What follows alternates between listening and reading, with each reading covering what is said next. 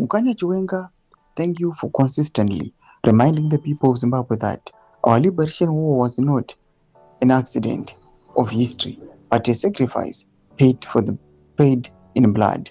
Sanapenda mashukobda panapa itokona kirina mchati achipraisa nekutenda VP Costa Nochwenga. That was subscribe or like out on the bell icon. Tribuna unamobuda nyuko mchinzi. The Veneka Tell must never forget that thousands of young comrades remain unburied in the bushes of Mozambique, Tanzania, and across Zimbabwe. Young women and men who gave their lives so that this nation could be free.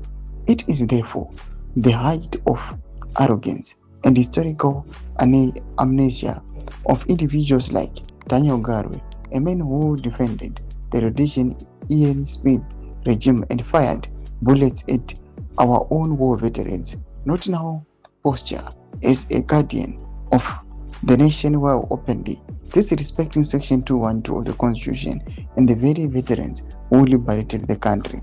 Zimbabwe cannot be lectured about patriotism by those whose political record is rooted in defending colonial power. The Vene faction must understand a simple reality. They are not Zimbabwe. They are merely a small entitled clique attempting to capture a nation that was paid for with the blood of the people.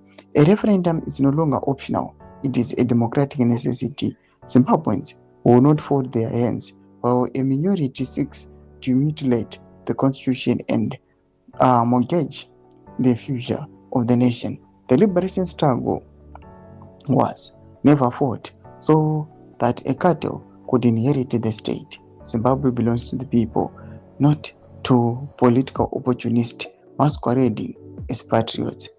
There is no 2030. Zimbabwe, brace yourself for that reality.